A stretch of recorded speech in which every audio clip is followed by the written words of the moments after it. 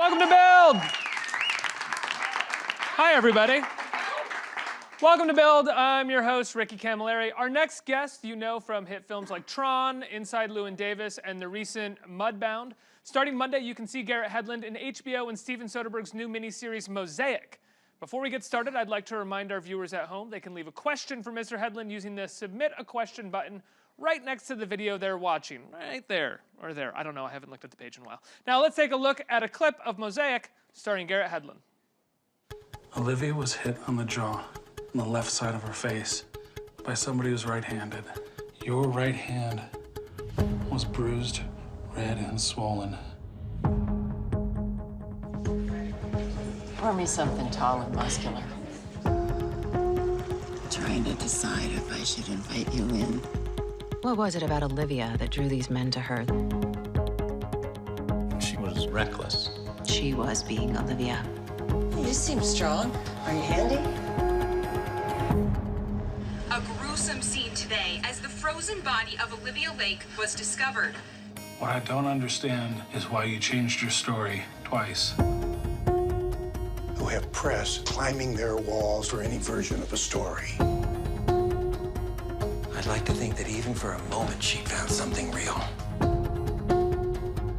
Why was everyone so fast to convict Eric Neal? Isn't the question when? Because wouldn't that tell you why? You were in love with Olivia, weren't you? You need to leave now. Just pull over. Okay, I will. Just pull over, Joel. Don't you talk to me that way. What did she say to you that's got you acting like this? When you see it, you'll understand. But how it all started. Everybody please give it up for Garrett Hedlund. Let's hear it. I've never seen that before. You haven't seen that? No. I've seen the whole show. Well, I've seen the show, but that was really cool. It was like solely myself, which was, yeah. It opens the way. Well, I don't want to say how the show opens, but it's a great trailer for the show, which I loved. Congratulations! I binged it all in it's 6 hours. I watched it all in 6 hours. Thank you very much. So talk to me about working with Steven Soderbergh. What's it like to work with this guy? Because there is, I think there's become there's a fair amount of myth about him, right? As a director. Oh yeah, there's a fair amount of mythology around Steven Soderbergh. It was amazing. This experience was unlike anything else, and I think unlike anything else anybody else has ever done, because there was about 450 pages, 500 pages that Steven managed to shoot in 10 weeks combined. As a character, we were only given our story thread. So we only knew what our character did. So we were kind of in the dark about a lot of things, and that mystique made it very interesting. Really? You were only given your story thread? Yeah. Did you ask why that was? Were you curious? No, it was because it is a murder mystery. He didn't want everybody to know the ending. He didn't want everybody to know who had actually done it. Everybody was kind of in the dark unless you were the one that had a page which had told you you'd done it. But it was interesting. It was a unique way to work. I'd never worked like that before, and it's one of those unforgettable experiences. As someone who's been to Sundance a couple times, which you have as well, and spent time, I think, in some of those wealthy houses, like in the mountains in Sundance, they're following me. No, I have too, and I'm saying I love that the show takes place there, because anytime I've been there, I've been like, what, like why haven't I seen this filmed more often? I thought you were at Sundance with us last year. So. No, I would. No, it was wonderful to do it in Park City. We shot at the end of 2015, the beginning of 2016. Wow, that long ago. Yeah, and we had a 3-month hiatus to be able to change up. That's why in one I'm about $170 and shaved. The other I'm about 210 and happily bearded and it was on a nice little 2 pizza a day diet. How quick did you put weight on? We had 3 months to do it, but then unfortunately after I finished, I had about 10 days to lose it all to get back. We had a couple pickup shots we had to do for Billy Lynn's Long Halftime Walk with Angley, and so I had to lose it and get back to being a sergeant in that. Well, what was? Can I ask?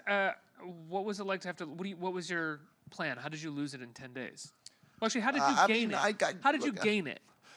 Gained it by a lot of pizza and a lot of probiotics.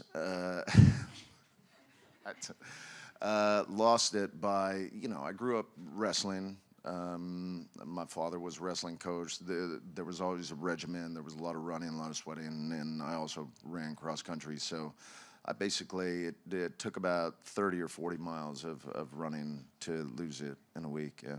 You ran like 30 to 40 miles in a week? That's wild. Yeah. Was it hard with all Well, that weight? It's like an hour in the morning, then I'll have a training session like around noon, then do like 30 minutes at night or 45 minutes at night, and it kind of just goes. I bet that feels like a pretty amazing accomplishment to do that in a week. I've had to do it a lot. Have you really? Yeah.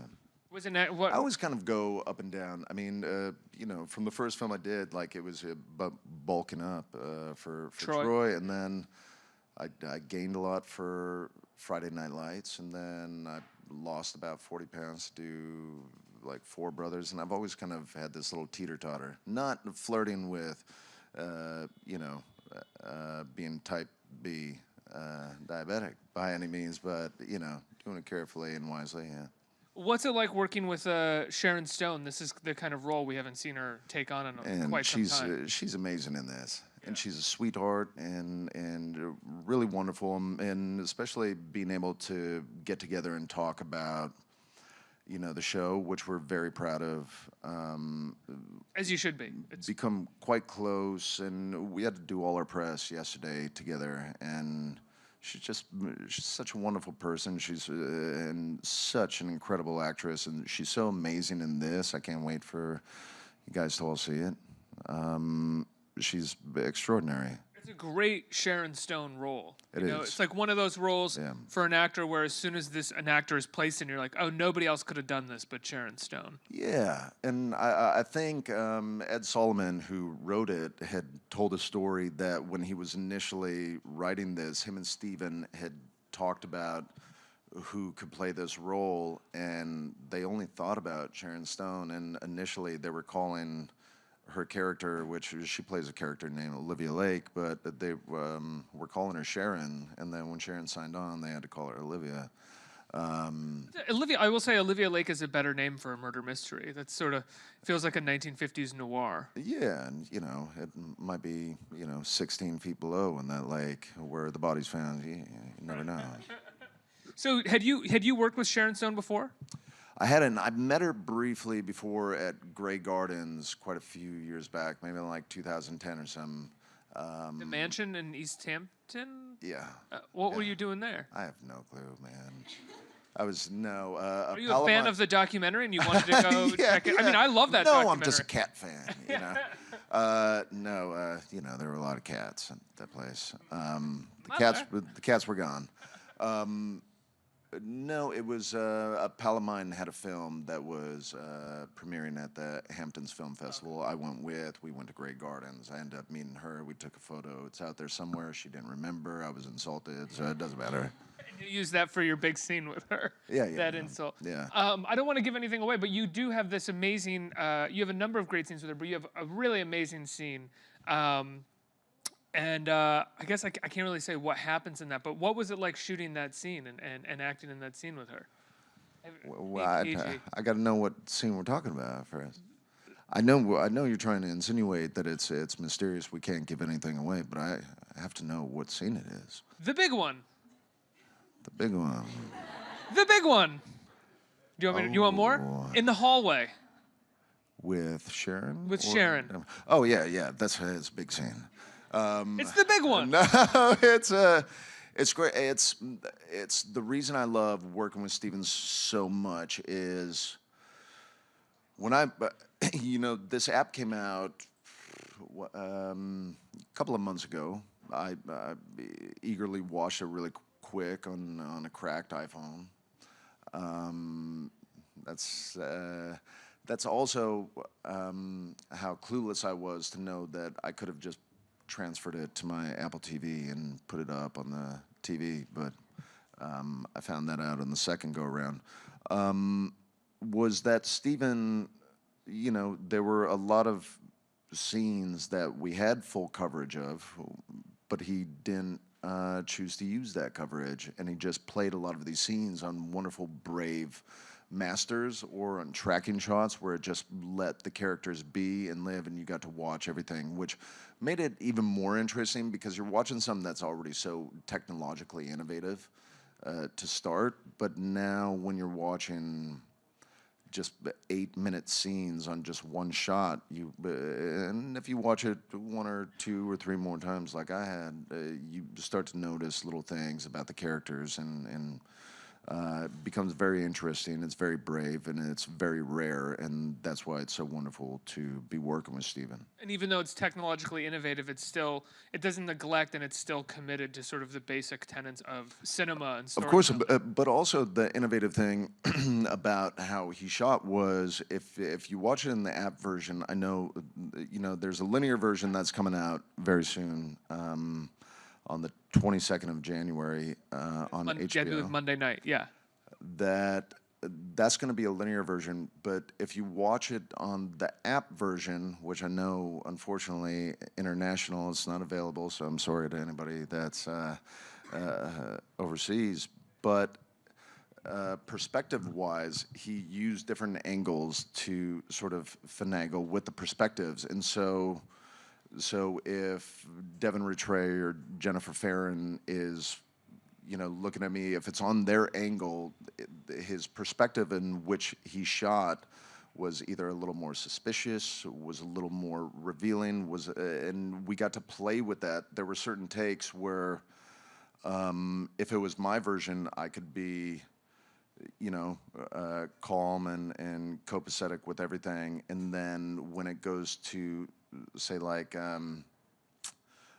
Jeremy Bob's version, he sees me as a maniacal, he sees me going crazy. So we shot in different manners every time. There's a scene at a cafe where Devin and I were seated next to each other, but then when we shot his version, he's sitting across from me, and he asked Steven, he's like, continuity, it's, come on.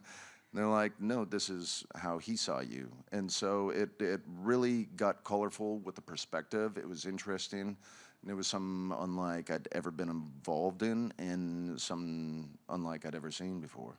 And that totally affected how you shot it every day. And I mean, did you feel a little lost while you were shooting it, or did they kind of talk you through it and let you know what the intention was? Yeah, we felt very lost, which was exciting at the beginning and infuriating kind of towards the end. Because, like I said, we were only given our storylines. So we didn't know who a lot of the characters were. We didn't know what they were saying about our characters. Mine in particular, I didn't know what Devin Rattray's character was saying about me when we weren't together. And they have all this suspicion towards me because I'm a suspect within this murder. And so in all of those scenes, so I never knew any of that stuff. It wasn't in an ordinary script fashion, and so it made it interesting, and also with what you weren't given, made it infuriating. Like I said. Well, that's so interesting from the perspective, I think, of the director, because that's really taken a big risk in terms of you are conveying a certain amount of information in regards to your character and how he's supposed to be feeling when he walks into a room, but yet you as the actor don't necessarily know that information that the director is conveying to the audience. Of course, but he knows, and that's why Steven's always got that like little sinister look in his eyes that he knows much more. It's not just really within the story. That's very much true, just in general. Yeah. Steven always knows more than you will ever know. And but that goes really to the confidence trusting the story and the writing, and feeling like the actor doesn't have to know this, and they don't have to act this. But it's also, in the writing. When we shot the present day stuff first. That script was written right before we did it. We were given that script a week before we started shooting.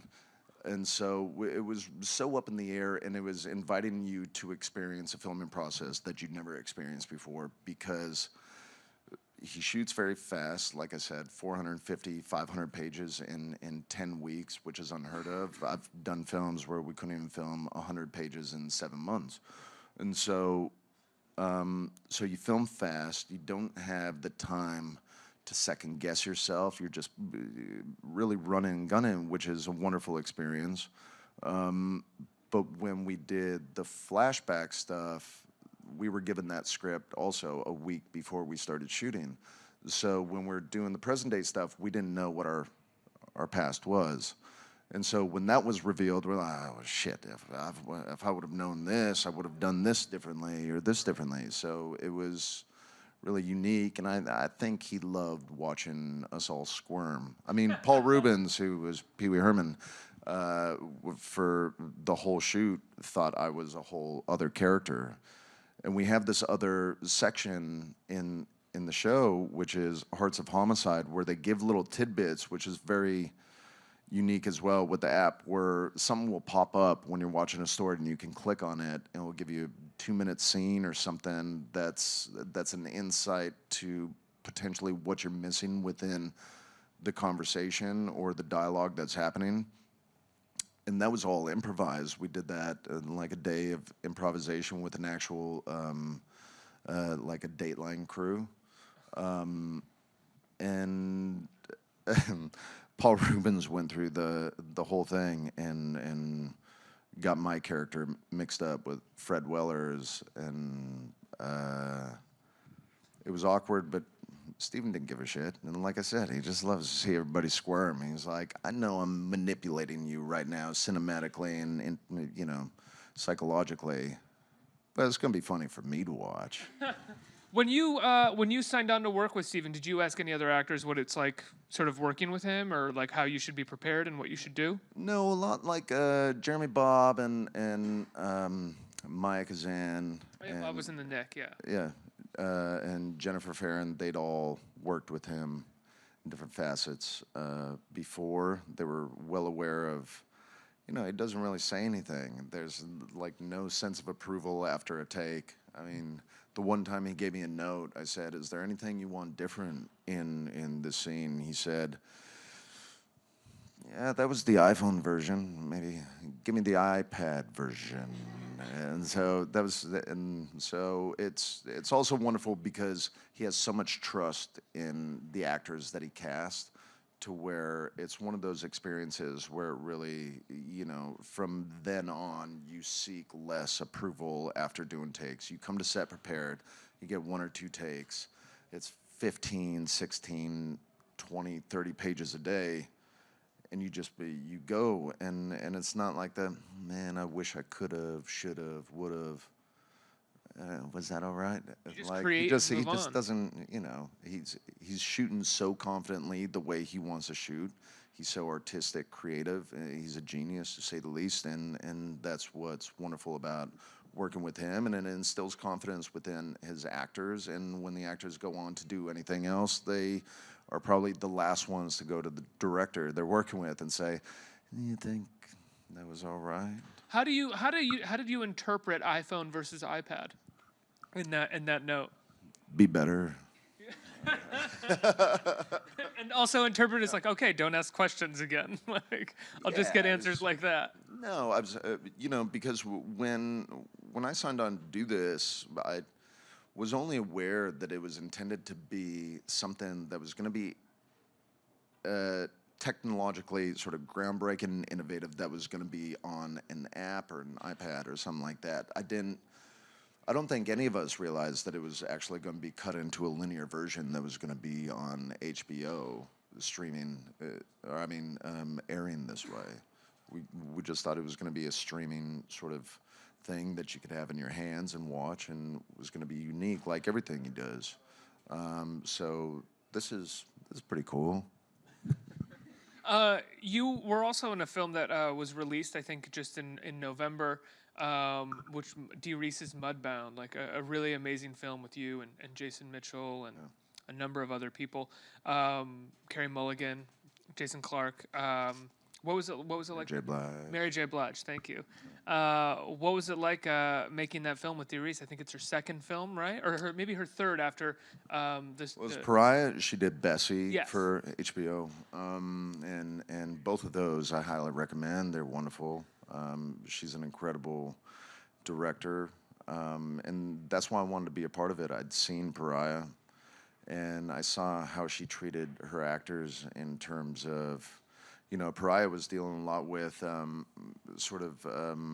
couple characters in a personal sort of dilemma of who they were in their environment and trying to overcome that and be proud of what and who they were. And there's a lot of that within Mudbound as well. And the way she shot, the way she understood and explained story, I really wanted to work with somebody that worked like that.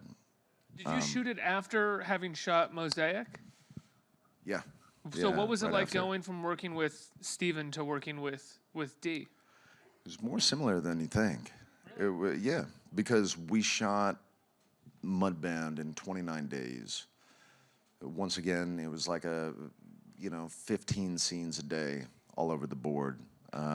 Completely not sequential. It's one of those situations where we film literally the first and the last scene on the same day.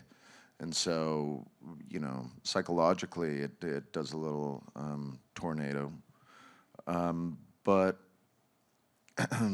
she was so in tune with the story. The book was wonderful that Hillary Jordan written.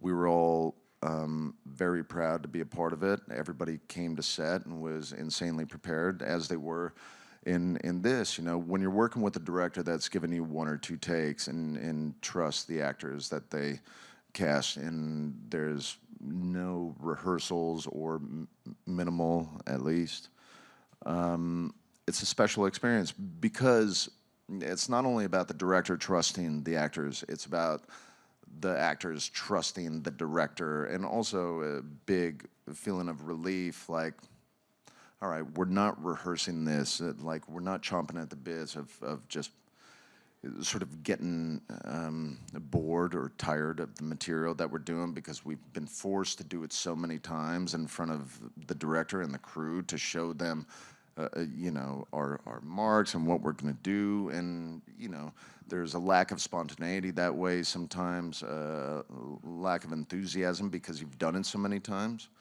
And so it was so refreshing. And on that experience, Dee just trusted us. And there were, very long, intense scenes that she just let us fly. And I think that's why it had the impact that it did when it came out. Better or worse for you as an actor when it's a director that wants to do a lot of takes, has a lot of time on their hands to burn, versus a director who is, like Dee or like Steven, who's all about the economy of the day? It's different. I appreciate all the forms. I mean, I never did a lot of theater, so say when we're doing something like Pan, Joe Wright, we rehearsed for 4 or 5 weeks before doing the film. And I openly accepted it for that experience. And, Also, Joe Wright is so technical as a director. I mean, I imagine and a lot of the the long strafing shots of it's a very, because his father was a puppeteer and he grew up in this sort of, it was almost like this, almost like a childhood imagination world where the imagination was Crave was controlling, technical. Yeah, so he has very technical long shots that are visually stunning. So you have to sort of rehearse those ones. In terms of something like Mudbound, it was Rachel Morrison, who's an incredible cinematographer. We would do one little run through, and she would see where we're going, or sort of we'd do a walk through the beats, and she would follow us wherever we went. She handheld, did everything. Very similar to Steven on this. He didn't even ask us to rehearse. The actors would just be like, look, we know we're working with Steven. Should we just run through this one time real quick, just because? He would catch it, and he would watch it. And he would start seeing what was interesting about the scene and what was interesting about what he wanted to tell of the story and the characters, and he would film it in that manner, which was, it was just refreshing because, you know, Sharon and I were talking that Steven's pretty much like a human camera. Like, he tries not to be there and not be anything distractive. He just wants to shoot what he thinks interesting about what he's shooting, and so it's not like he's even there when you're doing the scene, which is very nice. He's just trying to capture you, do your jobs. Yeah. Let's get some questions from the audience. What do we got here?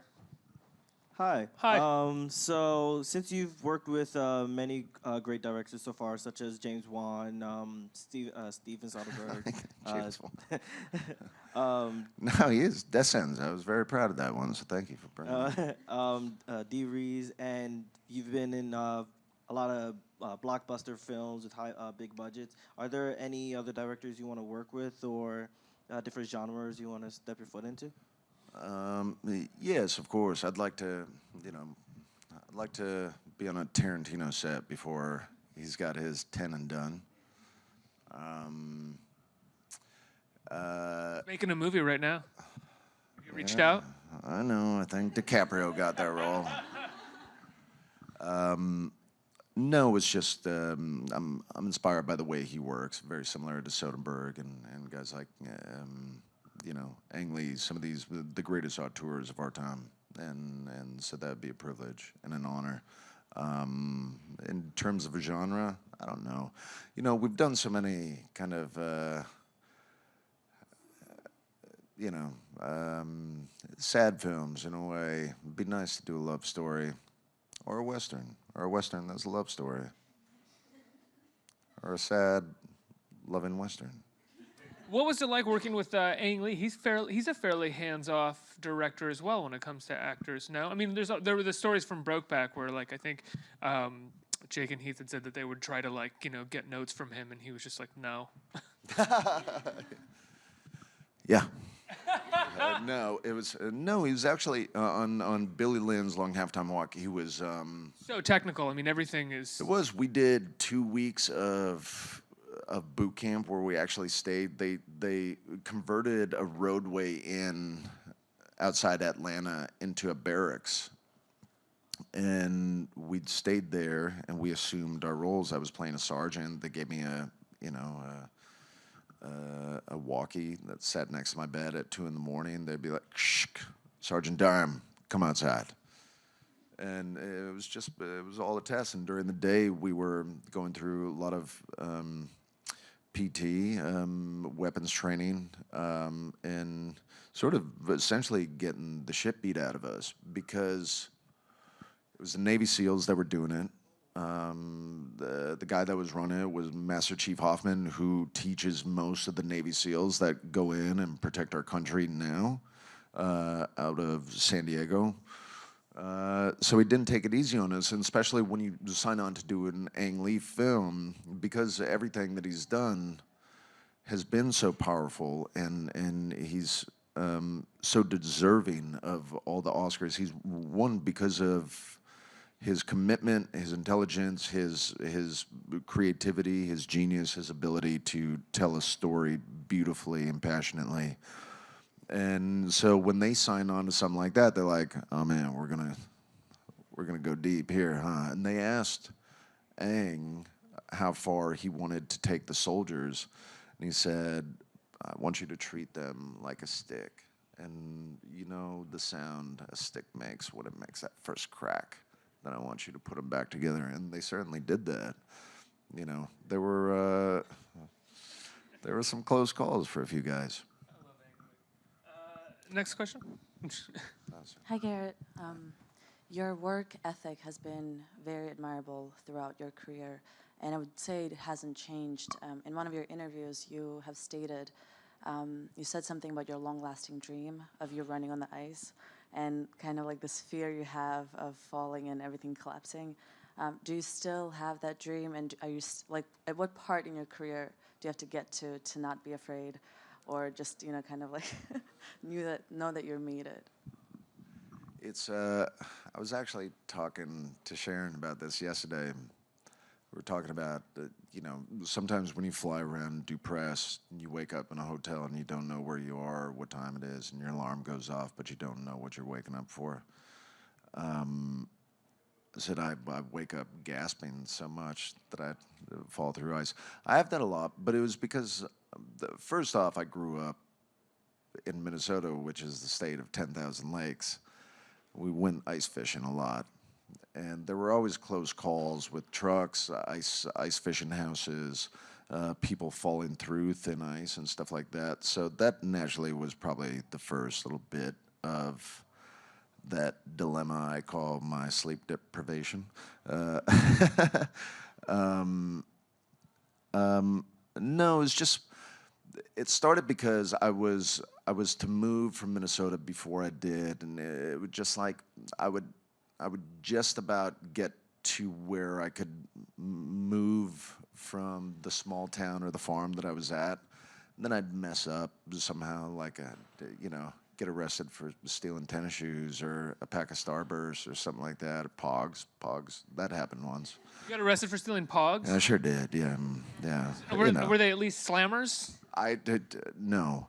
But, and there weren't a lot of Pogs. It was just one pouch, but I think when I put it in my pants, it made me seem a lot more equipped than a 10-year-old boy should be. And sorry, can we say that in here? No, it was. I like the catcher was like, no, come here. No, it's no. I appreciate that. It's. I think it's. You know, it's a similar thing towards. You know, if you have like the breaking your teeth in your dreams kind of thing, it's like an anxiety thing.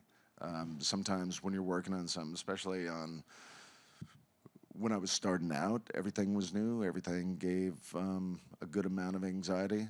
I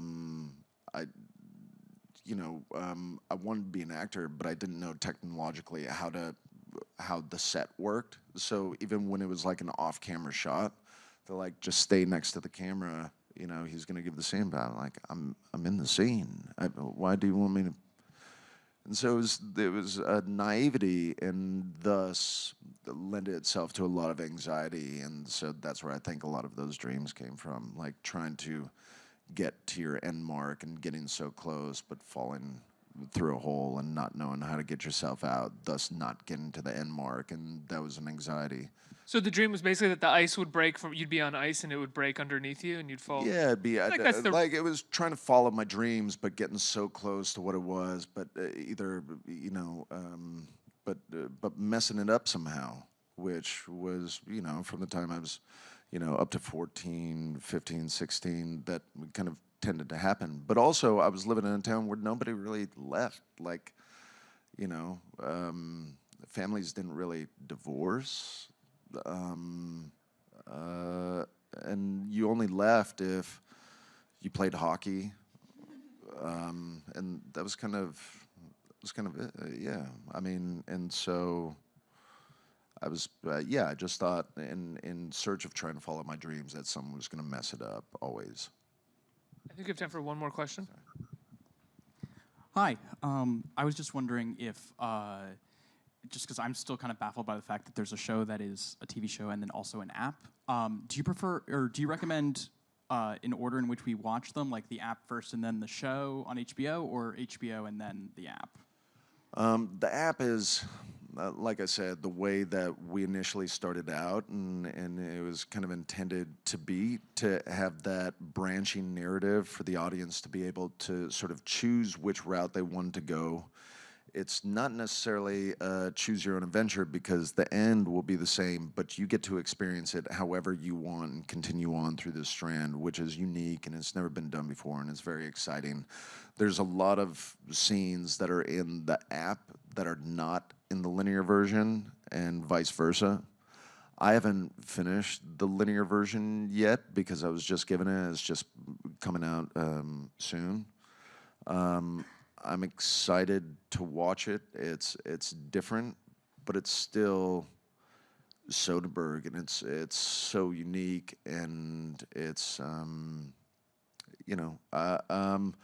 Ed Solomon said the other night we were doing a panel. He said that if you're watching the linear version, don't watch the app. It might mess you up. I don't know if that was the greatest thing for him to say. I recommend watching all of them. It's all great. I'm going to watch all of it, and I thoroughly enjoy it. And the direction with Steven is amazing. The writing from Ed's amazing, and the acting's great. And you get to watch Paul Rubens and Buzz from Back to the Future, and Biff. Buzz from Home Alone, Biff from Back to the Future. I forgot he's Buzz from Home Alone. That's really funny. Yeah. Devin and Trey. Did you have any questions for him about Home Alone when you met him? Was that like a thing? Because you saw that when you were a kid, I'm sure, a bunch of times.